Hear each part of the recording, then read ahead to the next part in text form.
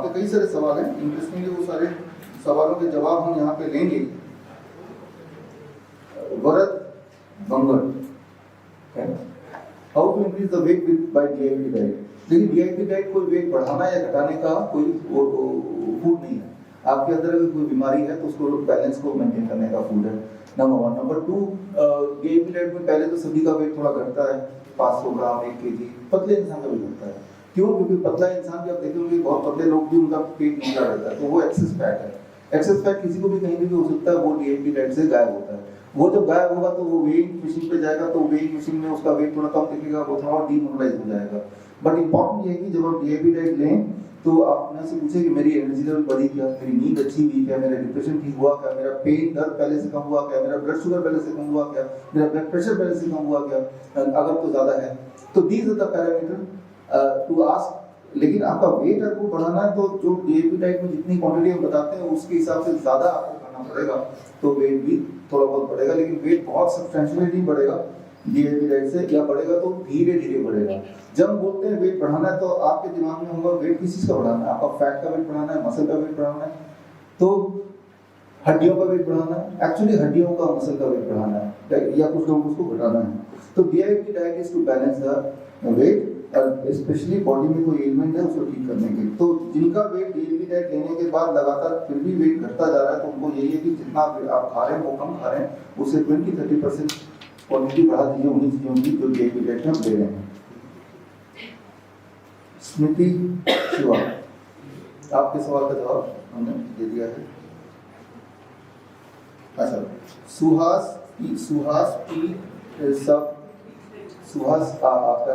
आपका सवाल है whether a kidney revival is possible as already taking huge medicine from September 2023। Suhas जी, कल हमारी आपसे बात हुई थी, राइट? तो मेरे लिए थोड़ा सरप्राइजिंग है कि आप अभी डायलिसिस पे हैं, राइट?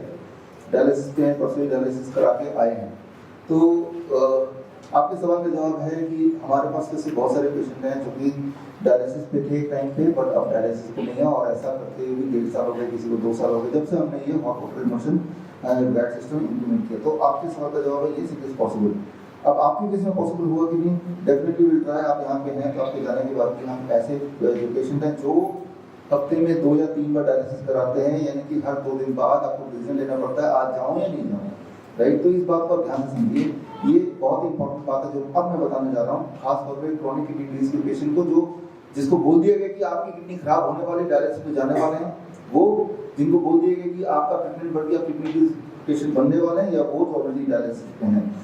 तो यहाँ पे इंपॉर्टेंट है, जैसे मान लो क्लियरली आप ही की बात करते हैं, तो अगला डायलिसिस आपका ड्यू है, मान लो कल है ड्यू, कल या परसों जाना है आपको, तो कल का दिन आ गया, अब मैं डायलिसिस करने जाऊं या नहीं जाऊं, ये क्या क्या फैक्टर है जिस फैक्टर पे आपको डिसाइड करना है कि जाऊं कि नहीं जाऊं, और क्या क्या फैक्टर नहीं है, इसको समझना पड़ेगा।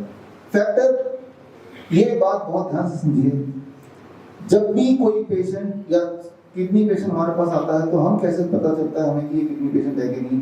नंबर वन पैरों में सूजन है कि नहीं, पैरों में, हाथों में, तो वो देख के पता चल जाता है, इतना पास में खड़ा होगा तो पता चल जाएगा। मैं ये नहीं बोल रहा कि आपको लेंस लगा के बहुत ध्यान से देखना है, तो वो एकदम से ऑब्वियस दिखना चाहिए, तो वो पहला।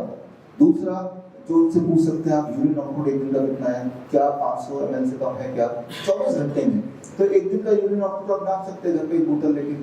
दूसरा, तीसरा जो बहुत इंपॉर्टेंट है, ब्लड प्रेशर कैसा रहता है, क्या 200/100 रहता है, क्या दवाइयों से भी कंट्रोल नहीं हो रहा, तो यानी कि इंडिकेट कर रहा है कि किडनी बहुत ज्यादा मेहनत नहीं कर पा रही है, कर रही है। तीसरा, चौथा, क्या बार बार उल्टी आती है बेवजह, या बहुत एक्सट्रीम वीकनेस है, तो चौथा।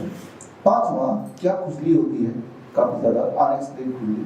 5 ये 5 जो रीजन है, इनमें से कोई 2-3 रीजन अगर हो एक साथ, तो ये इंडिकेट कर रहा है कि भाई आपकी जो किडनी की फंक्शनिंग की ही बात की जा रही है। क्या फैक्टर नहीं देखते हैं, वो है क्रिएटिनिन कितना है, पोटेशियम कितना है, इसको हम उतना नहीं देखते, सिम्टम्स को देखते हैं। जब भी डायलिसिस की जरूरत होती है या नहीं है, वो डिपेंड करता है कि सिम्टम क्या है। मान लो सिम्टम है कि पैरों में भी सूजन है, यूरिन आउटपुट भी कम है, ब्लड प्रेशर भी कंट्रोल नहीं हो रहा है, खुजली भी हो रही है, उल्टी भी आ रही है, वीकनेस भी आ रही है, ही इज एलिजिबल की बॉडी से जो टॉक्सिक बाहर नहीं निकालना है, निकल रहा है, उसको बाहर निकालना है। अच्छा, बाहर निकालने के लिए आप डायलिसिस पे जाएंगे तो डायलिसिस की वजह से आपकी बॉडी को नुकसान और ज्यादा हो जाएगा, किडनी और खराब हो जाएगी। तो हम क्या करते हैं, उसको बाहर निकालने के लिए जो यहाँ पे आप कर रहे हैं हॉट वाटर टब में बिठा देते हैं, जिससे जो एक्सेस क्रिएटिनिन, एक्सेस पोटेशियम है, एक्सेस स्वेलिंग है, वो सब या यूरिन जो नहीं निकल रहा वो बढ़ना शुरू हो जाता है, जिससे आपकी जरूरत डायलिसिस भी खत्म हो जाती है। मतलब ये जो सिम्टम अगर मैं खत्म करता हूँ तो डायलिसिस नहीं जाना है। सिम्टम खत्म करने का सिंपल तरीका hot water immersion plus head down tilt plus dryer, right. तो यही सिंपल है।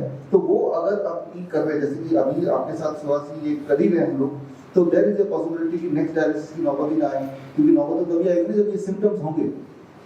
अगर ये सिम्टम कॉन्टिन्यूअसली हम इसको अवॉइड करते चले जाएं बाय डूइंग दिस, कि बॉडी में हमें फ्लूइड इकट्ठे होने देना ही नहीं है, तो वो कैसे होगा, जब आप हॉट वाटर इमर्शन करेंगे। ये इंपॉर्टेंट बात है, आपको जब हॉट वाटर में बिठाते हैं तो यहाँ तक पानी होता है, गौर कीजिए इसको, है ना।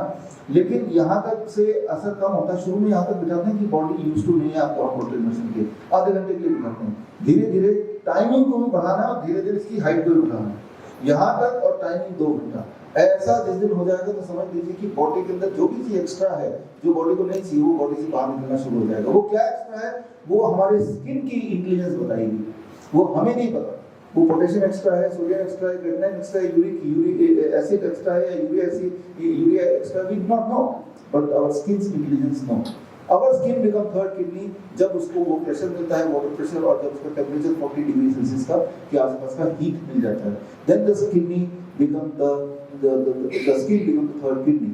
तो ये हमें करना है। तो आपको भी मैं ये उम्मीद करता हूँ कि जब आप घर जाएंगे, कल तो घर चले जाएंगे, घर में भी हॉट वाटर टब वो है आपके, है।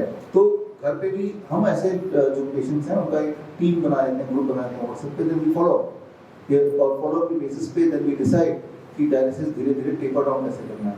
पहले तो हफ्ते में 3 है तो क्या हफ्ते में 1 हो सकता है, 1 है तो क्या 15 दिन में 1 हो सकता है, फिर क्या जरूरत ही नहीं है, इस तरह से हम करते हैं वेरी कॉशियसली, धीरे धीरे। वो डिपेंड करता है कि द पेशेंट वो कितने अच्छी तरह से ये प्रोटोकॉल फॉलो करता है। प्रोटोकॉल फॉलो करने के पीछे ये भी निर्भर करता है कि वो उतनी देर बैठ पाएंगे, क्योंकि जितनी देर कंफर्टेबल बैठ पाएंगे उतनी देर ही बैठना, चाहे दिन में 2 बार बैठ लो, 3 बार बैठ लो, but it is always better to have this in comparison to dialysis, because dialysis का कोई अंत नहीं है। इसका अंत है कि 2-3 महीने कर दिया, आप पूरी तरह ठीक हो गए, फिर हॉट वाटर इमर्शन भी छोड़ दिया, इसका अंत है, राइट। और आज और दवाई भी छूट गई, सिम्टम भी चले गए, हॉट वाटर इमर्शन भी छूट गया। हाँ, डाइट फॉलो करते रहना पड़ेगा फॉर लॉन्ग पीरियड, वो तो सब फॉर दैट मैटर सभी को फॉलो करना चाहिए if you want to be healthy.